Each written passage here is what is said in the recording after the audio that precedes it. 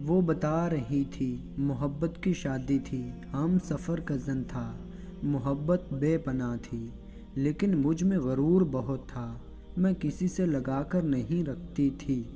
میں چاہتی تھی میں گھر میں حکمرانی کروں۔ میرا شوہر اسد مجھے بے پناہ محبت کرتا تھا، وہ میرے بنا سانس بھی نہیں لے سکتا تھا۔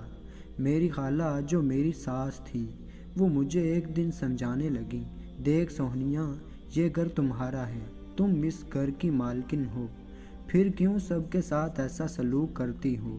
میں غصے سے بولی، خالہ دیکھو، میں بس اتنا چاہتی ہوں، میں اور اسد جو مرضی کریں، جہاں مرضی جائیں، آپ کو ہمارے معاملات میں بولنے کی اجازت نہیں ہے۔ خالہ خاموش ہو گئی۔ میں سب کے ساتھ بدتمیزی سے پیش آتی تھی، مجھے اپنے اور اسد کے سوا کچھ نظر کہاں آتا تھا۔ اسد مجھے کبھی کبھی سمجھاتا تھا، سونیا تم کو کیا ہو گیا ہے، تمہارے لہجے میں اس قدر نفرت کیوں ہوتی ہے؟ میں اسد کو اپنی میٹھی باتوں میں الجھا دیتی۔ میں اس قدر مطلبی تھی، کسی کی کبھی پرواہ ہی نہیں کی، خالہ سے بات کرنا چھوڑ دی۔ خالہ نے بھی مجھے سمجھانا، مجھے کچھ کہنا چھوڑ دیا۔ میں کبھی شاپنگ پہ جا رہی ہوتی اور کبھی ڈنر پہ۔ میں عیاشی کرنے لگی۔ اسد میرے پاؤں چوما کرتا تھا، وہ مجھے اپنی محبت نہیں اپنی روح کہتا تھا۔ ہماری شادی کو 4 سال ہو گئے تھے، لیکن ہماری کوئی اولاد نہ ہوئی۔ دن گزرنے لگے، میں پریشان سی رہنے لگی۔ اسد مجھے اولاد کا کہتا، اب میرے بس کیا تھا بھلا؟ 7 سال گزر گئے، میں ہمت ہارنے لگی۔ مجھے لگنے لگا میری زندگی ختم ہو رہی ہے، نہ جانے کیوں اسد کی محبت بھی کم ہونے لگی۔ رفتہ رفتہ میرا غرور، میری عیاشیاں کم ہونے لگی۔ اسد کچھ الجھا سا رہنے لگا مجھ سے۔ میں تنہا چھپ کر بہت روتی تھی، اے اللہ مجھ پہ رحم فرما۔ ایک دن میں نے دیکھا میری محبت، میرا اسد، میرا ہم سفر، میری دنیا، وہ فون پہ کسی لڑکی سے بات کر رہا تھا۔ میری آنکھوں سے آنسو کا سمندر امڑ آیا۔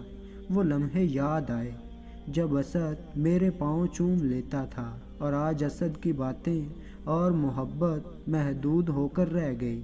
میرے اندر کا دیا بجھنے لگا تھا۔ میں نے اپنا بہت علاج کروایا، لیکن شاید میری منزل تاریک تھی، میں اندھیروں میں ڈوبنے والی تھی۔ پھر ایک دن اسد میرے پاس بیٹھا تھا، میرے سامنے موبائل کیا، ایک لڑکی کی تصویر دکھائی، سونیا کیسی ہے یہ؟ میرے حلق سے آنسو اترنے لگے۔ میں آہستہ سے بولی، بہت پیاری ہے۔ اسد مسکرایا، میں اس سے بہت جلد نکاح کر رہا ہوں، 12 سال گزر گئے ہیں ہماری شادی کو، میں اب اور وقت ضائع نہیں کر سکتا۔ میرے سامنے بیٹھا وہ اس لڑکی سے محبت بھری باتیں کرنے لگا۔ مجھے یوں لگا جیسے کسی نے میرے جسم کا ایک ایک ٹکڑا کاٹ دیا ہو۔ میری سانس رکنے لگی، میں نے خود کو سنبھالا، کمرے سے باہر آ گئی۔ خالہ جن سے میں بات کرنا گوارا نہ کرتی تھی، میں نے خالہ کی جانب دیکھا۔ خالہ میری سرخ آنکھوں میں دیکھ کر بولی، کیا ہوا؟ اللہ خیر کرے۔ میں خالہ کے پیروں میں گر گئی۔ خالہ وہ اسد۔ خالہ نے مجھے سنبھالا، کیا ہوا اسد کو؟ میری ہچکی بند گئی۔ خالہ وہ دوسری شادی کر رہا ہے۔ خالہ نے میرے سر پہ ہاتھ رکھا، تو پریشان نہ ہو، میں کرتی ہوں اس سے بات۔ خالہ نے میری وجہ سے اس رات اسد سے بہت جھگڑا کیا۔ مجھے پہلی بار اپنی ذات سے نفرت ہو گئی۔ میں کتنی خود غرض تھی، رشتوں کو پیروں تلے رون دیا تھا میں نے۔ میں خالہ کے پاس گئی، ہاتھ جوڑ کر معافی مانگنے لگی۔ خالہ نے ماتھے پہ بوسہ کیا، تو پریشان نہ ہو میری بچی۔ لیکن اسد بضد تھا دوسری شادی کرنے پہ۔ وہ رات میں مجھے بتا رہا تھا پرسوں نکاح ہے اس کا۔ میں خاموش تھی، میں کیسے روکتی اپنے اسد کو؟ میں دل ہی دل میں دعائیں مانگ رہی تھی، میں تڑپ رہی تھی۔ میں ساری رات کروٹ بدلی روتی رہی، اے اللہ مجھے معاف کر دے۔ میں جانتی ہوں میں نے بہت سے دل توڑے ہیں، میں نے اپنوں کو بہت تکلیف دی تھی۔ صبح میری طبیعت کچھ عجیب سی تھی، پھر ڈاکٹر کے پاس جانے کے بعد پتہ چلا میں ماں بننے والی ہوں۔ میں زور سے رونے لگی۔ خالہ نے میرے سر پہ ہاتھ رکھا۔ میرے آنسو تھے کہ رک نہیں رہے تھے۔ میں اللہ کے سامنے سجدے میں گر گئی۔ میں بہت خوش تھی۔ اسد گھر آیا۔ اسد کل نکاح کرنے جا رہا تھا۔ جب میرے پاس آیا میں نے اسد کا ہاتھ تھاما اور اس کو بتایا اللہ نے ہم پہ کرم فرما دیا ہے۔ اسد کی آنکھ سے آنسو نکلا۔ مجھے سینے سے لگا لیا۔ میں بہت روئی تھی اس دن، کیونکہ اسد کی محبت میں 2 سال بعد محسوس کر رہی تھی۔